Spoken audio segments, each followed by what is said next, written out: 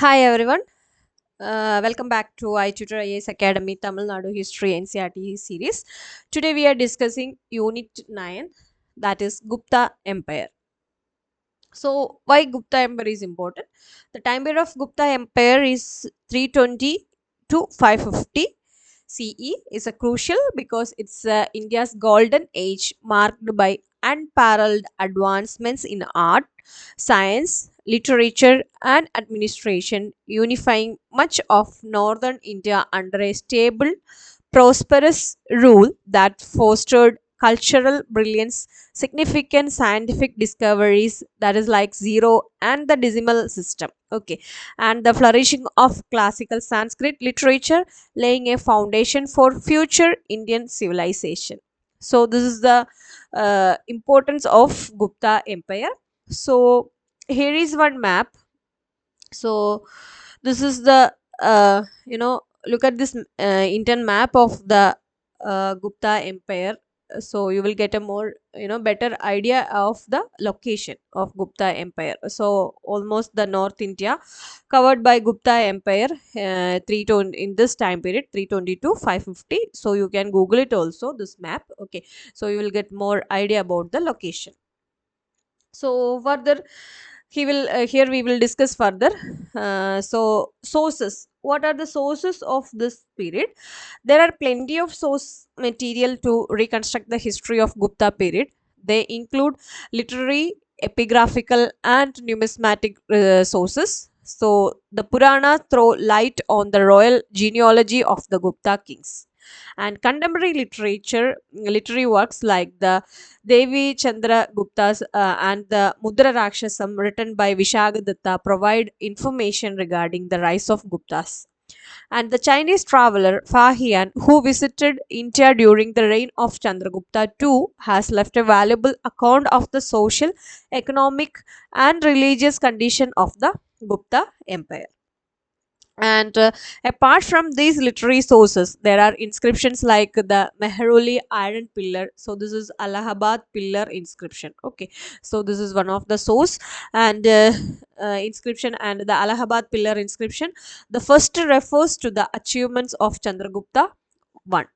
The most important source for the reign of Samudragupta is the Allahabad pillar inscription. It describes his personality and achievements. This inscription is engraved on an Ashokan pillar. It is written in classical Sanskrit using the Nagari script. It consists of 33 lines composed by Harisena, and it describes the circumstances of Samudragupta's assertion, his military campaigns in North India and the Deccan, his relationship with the other contemporary rulers, and his accomplishment as a poet and scholar. The coin issued by Gupta king contain legends and figures. These coins provide interesting details about the title and sacrifices performed by the Gupta monarch. Okay, so this is the basic source of Gupta Empire. And look at this picture. This is Gupta Empire rulers time period. There is Sri Gupta, Gadodkacha, Chandragupta I, and Samudragupta, Kacha, Chandragupta I, and Kumaragupta, and Skanda Gupta, Purugupta, and Kumaragupta II, Buddha Gupta, and Narasimha, and Kumaragupta III. So these are the rulers of this time period. And first one we will discuss about Chandragupta I. The time period is 320 to 330 AD. So just we are discussing important rulers of Gupta dynasty, okay. The founder of the Gupta dynasty was Sri Gupta. So Sri Gupta, the late 3rd century CE. He was succeeded by Gadodkacha. Okay, and these two were called Maharajas. Much information was not available about their rulers. The next ruler was Chandragupta I, and he was the first to be called Maharajadiraja. Okay, so Chandragupta I is the first ruler called Maharajadiraja, the great king of kings. and this title indicate his extensive conquest. He strengthened his position by a matrimonial alliance with the Lichavis, and he married Kumara Devi, a prince of that family. This added to the power and prestige of the Gupta family. The Mehruli iron pillar inscription mentioned his extensive conquest. Chandragupta I is considered to be the founder of the Gupta era, which starts with his assertion in AD 320. Okay, so that is about Chandragupta I. Next one is Samudragupta. The time period of Samudragupta is 330 to 380 AD. Okay, so after Chandragupta I. Samudragupta was the greatest ruler of the rulers of the Gupta dynasty, and the Allahabad pillar inscription provide a detailed account of his reign. It refers to three stages in his military campaign, that is against some rulers of North India, his famous Dakshinapada expedition against South Indian rulers, and a second campaign against some other rulers of North India. And in the first campaign, Samudragupta defeated Achyuta and Nagasena. Achyuta was probably a Naga ruler, and Nagasena belonged to the Kota family, which was ruling over the upper Gangetic Valley. They were defeated and their states were annexed. As a result of this short campaign, Samudragupta had gained complete mastery over the upper Gangetic Valley. And the Samudragupta marched against the South India monarch. The Allahabad pillar inscription mentioned that the Samudragupta defeated 12 rulers in his South Indian expedition, and they were Mahendra of Kosala, Vyagaraja of Mahakantara, and Mantaraja of Korala, and Mahendra Giri of Pishtapura, and Swamidatta of Kottura, and Damana of Erandapala, and Vishnugupta of Kanchi, Neelaraja of Avamukta, and Hastivarma of Venki, and Ugrasena of Palaka, and Kubera of Devarashtra, and Dhananjaya of Kushtapura. And Samudragupta's policies in South India was different. He did not destroy and annex those kingdoms. Instead, he defeated the rulers but gave them back their kingdoms. And he only insisted on them to acknowledge his suzerainty. Okay, so he didn't annex that South Indian kingdoms. The third stage of Samudragupta's campaign was to eliminate his remaining North Indian rebels. He fought against 9 kings, that is, uprooted them and annexed their territories. They were Rudradeva, Machila, Nagadatta, and Chandravarman, Ganapati Naga, and Nagasena, Achyuta, Nandin, and Balavarman. Most of these rulers were members of the Naga family, then ruling over different part of North India. After these military victories, Samudragupta performed the Ashwamedha sacrifices. He issued gold and silver coins with the legend restorer of the Ashwamedha. It is because of his military achievements Samudragupta was hailed as Indian Napoleon. Okay, so these are the gold coins of Samudragupta. Okay, so this is a picture of gold coin, and Samudragupta known as Indian Napoleon. And the next is extent of Samudragupta's empire. After this conquest, Samudragupta rule extend over the upper Gangetic Valley, the greater part of the modern UP, a portion of the central India, and the southwestern part of Bengal. These territories were directly administered by him. In the south, there were tributary states and the Saga, Kushana principalities on the west and northwest were within the sphere of his influence. The kingdoms on the east coast of the Deccan, as far as the Pallava kingdom, acknowledged his suzerainty. And estimate of Samudragupta. And Samudragupta's military achievements remain remarkable in the annals of history. He was equally great in his other personal accomplishment. The Allahabad pillar inscription speaks of his magnanimity to his voice, his polished intellect, his poetic skill, and proficiency in music. It calls him Kaviraja because of his ability in composing verses.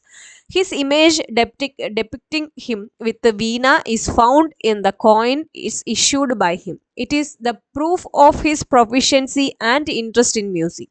He was also a patron of many poets and scholars, one of whom was Harisena. This he must be credited with a share in the promotion of Sanskrit literature and learning, characteristics of his dynasty. He was an ardent follower of Vaishnavism. Okay, so he's a follower of Vaishnavism, and but was tolerant of other creeds. He evinced keen interest in Buddhism and was the patron of the great Buddhist scholar Vasubandhu. Okay. So that's about estimate of Samudragupta time period. Next one is Chandragupta one. So here is one. This is the okay Chandragupta 2 after Samudragupta. Okay. So next one is Chandragupta 2. The time period of that is 380 to 415 AD. Samudragupta was succeeded by his son Chandragupta II, that is Vikramaditya. But according to some scholars, the immediate successor of Samudragupta was Ramagupta, the elder brother of Chandragupta II. But there is a little historical proof for this. Chandragupta II inherited the military genius of his father and extended the Gupta empire by his own conquest. And he achieved this by a judicious combination of the policy of diplomacy and warfare. Through matrimonial alliances, he strengthened his political power and he married Kubera Naga, a Naga princess of central India. He gave his daughter Prabhavati in marriage to the Vakataka prince Rudrasena too. And the political importance of this marriage lies in the fact that the Vakatakas occupied a geographically strategic position in the Deccan. This alliance served a useful purpose when Chandragupta II undertook his campaign in western India against the Sagas. Okay, so that is about the Chandragupta II period and conquest of western India. So, western side of India, the greatest of the military achievement of Chandragupta II was his war against the Saga Satrapas of western India. And Rudra Simha III, the last ruler of Saga Satrapa, was defeated, dethroned, and killed. And his territories in western Malwa and Kathiawar Peninsula were annexed into the Gupta Empire. And after this victory, he performed the horse sacrifice and assumed the title Sakari, meaning destroyer of sagas. Okay, that is a title for him, and he also called himself Vikramaditya, and that's why that name. And as a result of the conquest of western India, the western boundary of the empire reached to the Arabian Sea, gaining access to Broch and Sopara and Kambe and other seaports. And this enabled the Gupta Empire to control trade with the western countries. Ujjain became an important commercial city and soon became the alternative capital of the Guptas. And the fine cotton cloth of Bengal, indigo from Bihar, silk from Benares, the scent of the Himalayas, and the sandal and species from the south were brought to these ports without any interference. The Western traders poured Roman gold into India in return for Indian products. The great wealth of Gupta Empire was manifest in variety of gold coins issued by Chandragupta II. Other conquest. Chandragupta II defeat a confederacy of enemy chief in Vanga. He also crossed the river Sindh and conquered Bactria. And the Kushanas ruling in this region were subdued by him. And with these conquests, the Gupta Empire extended in the west as far as western Malwa, Gujarat, and Kathiawar. In the northwest, it extended beyond the Hindu Kush up to Bactria. In the east, it included even eastern Bengal, and in the south, the Narmada River formed the boundary. Next is Fahian's visit. The famous Chinese pilgrim Fahian visited India during the reign of Chandragupta II. And out of his 9 years stay in India, he spent 6 years in the Gupta Empire. And he came to India by the land route through Khotan and Kashgar and Gandhara and Punjab. And he visited Peshawar, Mathura, Kanauj, Stravasti, Kapilavastu, Kushinagara, Padaliputra, Kashi, and Bodh Gaya, among other places. He returned by the sea route, visiting on the way Ceylon and Java. The main purpose of his visit was to see the land of Buddha and to collect Buddhist manuscripts from India. He stayed in Pataliputra for 3 years, studying Sanskrit and copying Buddhist texts. And Fahian provides valuable information on the religious, social, and economic condition of Gupta Empire. And according to him, Buddhism was in a flourishing condition in the northwestern India, but in the Gangetic Valley, it was in a state of neglect. He refers to Gangetic Valley as the land of Brahmanism. And Fahian mentioned the unsatisfactory state of some of the Buddhist holy places like Kaplavastu and Kushinagara. According to him, the economic condition of the empire was prosperous. And although his account is valuable in many respects, he did not mention the name of Chandragupta II, and he was not interested in political affairs. His interest was primarily religion, and he assessed everything from the Buddhist angle. His observation on social conditions are found to be exaggerated, and yet his accounts are useful to know the general condition of the country. So that is the Fahian's visit on the time of Chandragupta II, and this is one of the sources of this history. And estimate of Chandragupta II. The power and glory of Gupta Empire reached its peak under the rule Chandragupta II Vikramaditya. He also contributed to the general cultural progress of the age and patronized great literary figure like Kalidasa, and he promoted artistic activity because of the high level of cultural progress that was achieved during this period. The Gupta period is generally referred to as the Golden Age, and a detailed account of the cultural progress in the Gupta age is given below. Next is successor of Chandragupta II. And Chandragupta II, succeeded by Kumar Gupta, was the son and successor of Chandragupta II, and his reign was marked by general peace and prosperity. He issued a number of coins, and his inscriptions are found all over Gupta Empire. He also performed an Ashwamedha sacrifice. Most importantly, he laid the foundation of Nalanda University, which emerged an institution of international reputation.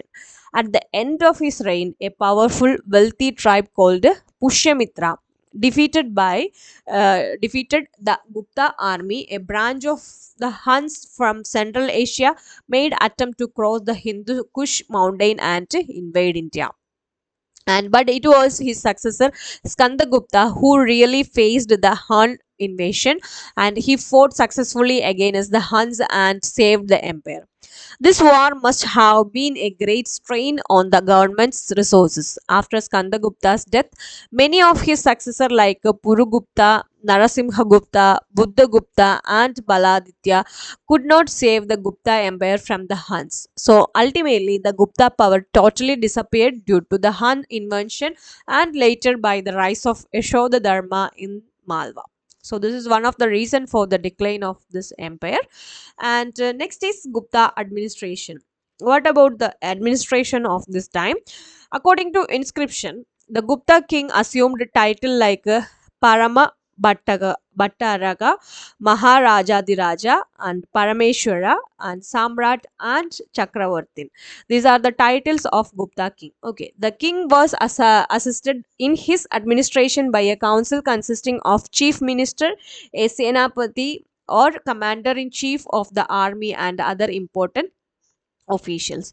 A high official called Sanvigraha was mentioned in the Gupta inscription, most probably Minister for Foreign Affairs. And the king maintained a close contact with the provincial administration through a class of official code called Kumara Matyas and Ayuktas. And provinces in the Gupta Empire were known as Bhuktis, and provincial governor are known as Uparikas, and they were mostly chosen from among the princes.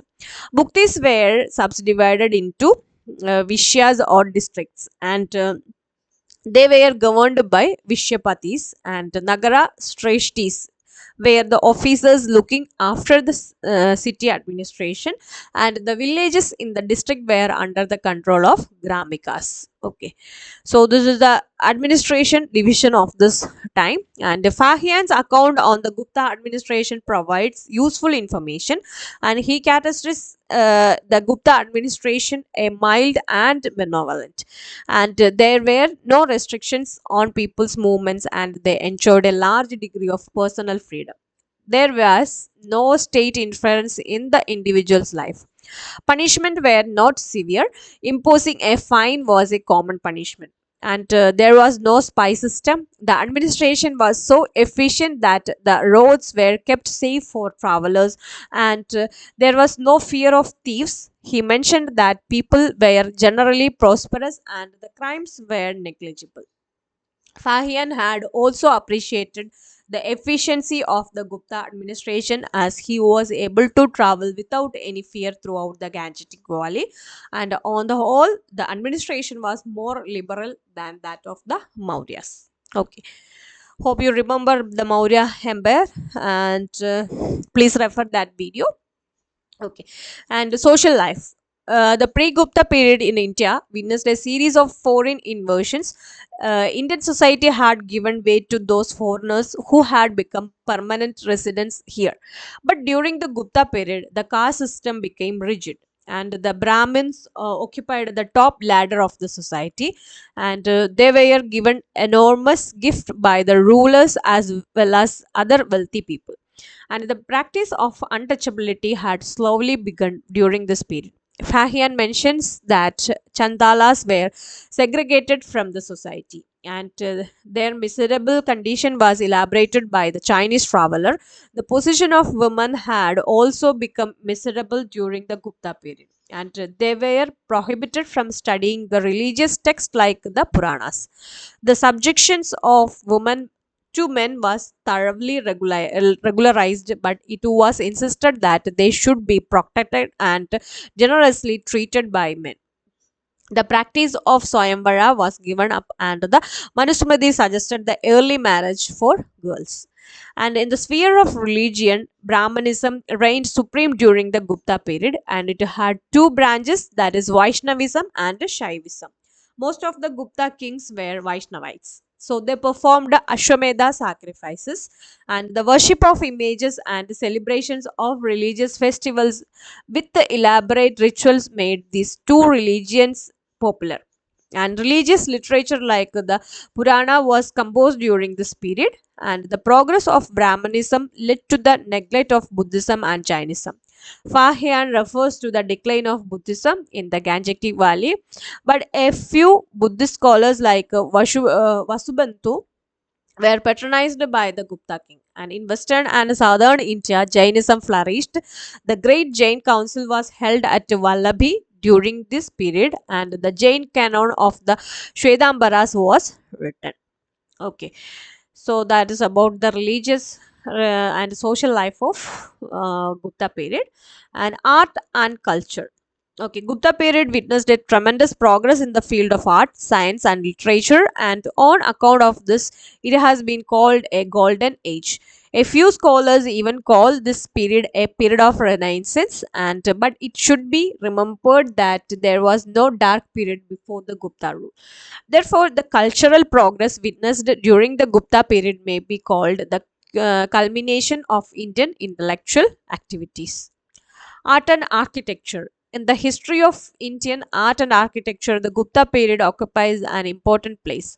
Both Nagara and Dravidian style of art evolved during this period, and but most of the architecture of this period had been lost due to the foreign invasions like that of Huns. Yet the remaining temple sculptures and cave paintings provide an idea about the grandeur of the Gupta art. The temple at Diogar near Jhansi and the sculptures in the temple at Garwas near Allahabad remain important specimen of the Gupta art. And there was no influence of Gandhara style, but the beautiful statue of standing Buddha at Madura reveals a little Greek style. Okay, so this is the picture of temple at Diogar, and the Buddha statue unearthed and at Saranad was unique piece of Gupta art. The Bitari monolithic pillar of Skandagupta is also remarkable. And metallurgy had also made a wonderful progress during the Gupta period. The craftsmen were efficient in the art of casting metal statues and pillars. And the gigantic copper statue of Buddha, originally found at Sultan Ganj, now kept in Birmingham Museum, was about 7.5 feet height and nearly at a ton weight. The Delhi iron pillar of the Gupta period is still free from rust, though completely exposed to sun and rain for so many centuries. So here is the picture of painting at a Bagh cave. Okay, and the painting of the Gupta period are seen a Bagh cave near Gwalior. The mural painting of Ajanta mostly illustrate the life of the Buddha as depicted in the Jataka stories. The paintings at Sigiriya in Sri Lanka were highly influenced by the Ajanta style. The Gupta coinage was also remarkable, and Samudragupta issued 8 types of gold coins. The legends on them throw much light on the achievement of that marvelous king. The figure inscribed on them are illustrative of the skill and greatness of Gupta numismatic art, and Chandragupta too and his successors had also issued gold, silver and copper coins of different varieties. Literature. The Sanskrit language became prominent during the Gupta period, and Nagari script had evolved from the Brahmi script. Numerous works in classical Sanskrit came to be written in the form of epic, lyric, drama, and prose. The best of the Sanskrit literature belonged to the Gupta age. Himself a great poet, Samudragupta patronized a number of scholars, including Harisena. The court of Chandragupta too was adorned by the celebrate Navaratnas, and Kalidasa remained the foremost among them. His masterpiece was the Sanskrit drama, that is Shakuntala. Kalidasa's Shakuntala is one of the famous work, and it is considered one among the 100 best book of the world. He wrote two other plays, that is Malavikanimitra and Vikramol Vasya, and his two well-known epic are Raghuvamsha and Kumara Sambhava, and Ritu Samhara and Meghaduta are his two lyrics. Okay, and next is Vikshagadatta was another celebrated author of his this period, and he was the author of two Sanskrit drama, that is Mudra Rakshasa and Devi Chandra Gupta. Shudraga was a renowned poet of this age, and his book Mritshagatika is rich in humor and pathos. And Bharavi's Kritarjuniya is the story of the conflict between Arjuna and Shiva. And Dandin was the author of the Kavya Darsha and Dasha Kumara Charita. Another important work of this period was Vasavadatta, written by Shubandhu, and the Panchatantra stories were composed by Vishnu Sharma during the Gupta period. The Buddhist author Amara Simha compiled a lexicon called Amarakosha, and the Puranas in their present form were composed during this period, and there are 18 Puranas. The most important among them are Bhagavata, Vishnu, Vayu, and Matsya Puranas. And the Mahabharata and Ramayana were given final touches and written in the present form during this period. So, this is about the literary works and literature of this period. And next is science. The Gupta period witnessed a brilliant activity in the sphere of mathematics, astronomy, astrology, and medicine. Aryabhatta was a great mathematician and astronomer. He wrote the book Aryabhatiya in 499 AD. It deals with mathematics and astronomy, and it explains scientifically the occurrence of solar and lunar eclipses. Aryabhatta was the first to declare that the earth was spherical in shape and that it rotates on its own axis. However, these views were rejected by later astronomers like Varahamihira, Brahmagupta, and Varahamihira composed Pancha Siddhantika, the 5 astronomical systems, and he was also a great authority on astrology. His work, Briha Samhita, is a great work in Sanskrit literature, and it deals with a variety of subjects like astronomy, astrology, geography, architecture, weather, animals, marriage, and omens. His Brihad Jataka is considered to be a standard work on astrology. And in the field of medicine, Vagbhata lived during this period, and he was the last of the great medical trio of ancient India. The other two scholars, Charaka and Susruta, lived before the Gupta age. And Vagbhata was the author Ashta Graha, that is the summary of the 8 branches of medicine. Okay, so that is the author of Vagbada. Okay, so this is about the science of Gupta Empire, and so it's all about this chapter. We just discussed all Gupta empires here, and the summary of this chapter is we just discussed the sources of the history of Guptas, like the Allahabad pillar inscription and their importance, and Samudragupta's military achievement as well as his personal accomplishment, and the conquest of Chandragupta II and his other qualities, including patron of art and literature, Gupta administration, society, and economic progress as described by Fahian, and who visited India during this period. That is Fahian, described by the Gupta administration and society and economy. And the growth of Sanskrit literature and the contribution of scholars like Kalidasa and Vishagadatta, and the art and architecture of the Gupta period, as well as progress in science, including contribution of Aryabhatta and others. So this is all about this Gupta empire. So here is 2 questions for you, and you can just write it 250-word questions. First one is describe the socio-economic life under the rule of Guptas, and second question is examine the cultural contribution of the Gupta. Okay, so today we end here with these questions, and for more content, do like, share, and subscribe our channel. Thank you so much.